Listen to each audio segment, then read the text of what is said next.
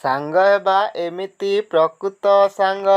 ଦୁଇ ସାଙ୍ଗ ମଦନ ଓ ପଦନ ଦୁଇଜଣ ସହରକୁ ଯାଉଥିଲେ। ବାଟରେ ଗୋଟିଏ ଜଙ୍ଗଲ ପଡ଼ିଲା। ସେମାନେ କଥାବାର୍ତ୍ତା ହୋଇ ହୋଇ ଯାଉ ଯାଉ ବାଟରେ ଗୋଟିଏ ବିରାଟକାୟ ଭାଲୁକୁ ସେମାନେ ଦେଖିଲେ। ଯଦି ଭାଲୁ ସେମାନଙ୍କୁ ଆକ୍ରମଣ କରେ ତେବେ ସେମାନେ କ'ଣ କରିବେ?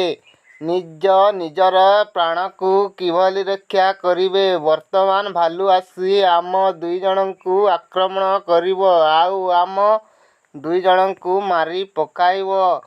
ମଦନ ବହୁତ ଚାଲାକ ଥିଲା। ସେ ଖୁବ୍ ଜୋରରେ ଦୌଡ଼ି ପାରୁଥିଲା।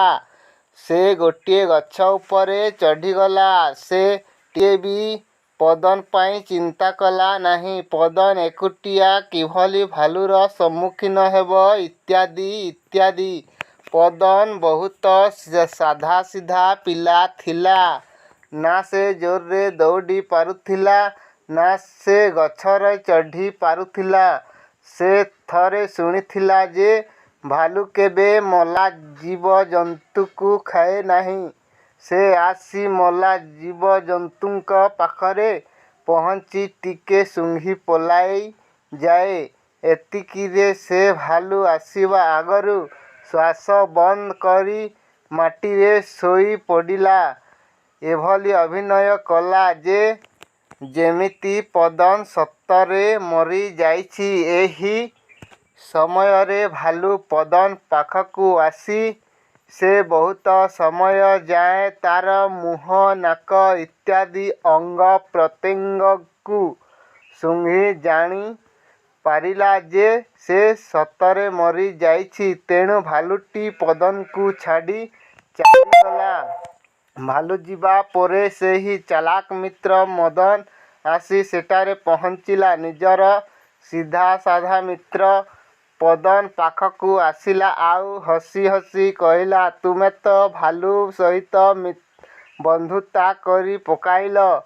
ମଦନ କହିଲ ଦେଖି ଭାଲୁ ତୁମ କାନ ପାଖରେ କ'ଣ ସବୁ କହୁଥିଲା? ପଦନ କହିଲା, ସେ କଥା ମୋତେ ପଚାରନା। ଭାଲୁ ମୋ କାନରେ କ'ଣ ସବୁ କହିଗଲା ବୋଲି? ସେ ଯାହା କହିଲା ବହୁତ କାମର କଥା। ମଦନ ପୁଣି କହିଲା, କୁହ ତ ବନ୍ଧୁ, ମୋତେ ମଧ୍ୟ କ'ଣ ତୁମେ ତୁମର ପରମ ବନ୍ଧୁ ପାଖରେ ମଧ୍ୟ କହିବ ନାହିଁ? ମୋ ପାଖରେ ପୁଣି ଅଛପା ରହିବ? ପଦନ ଉତ୍ତର ଦେଲା, ଆଚ୍ଛା ତା ହେଲେ ଶୁଣ। ଭାଲୁ ମୋ କାନରେ ଏହି କଥା କହିଲା ଯେ ଯେଉଁ ବନ୍ଧୁ ବିପଦରେ ପଡ଼ିଥିବା ସମୟରେ ଉପସ୍ଥିତ ନ ରହେ, ବିପଦରେ ଛାଡ଼ିକରି ଚାଲିଯାଏ, ପ୍ରକୃତ ବନ୍ଧୁ ପଦବାଚ୍ୟ ନୁହେଁ।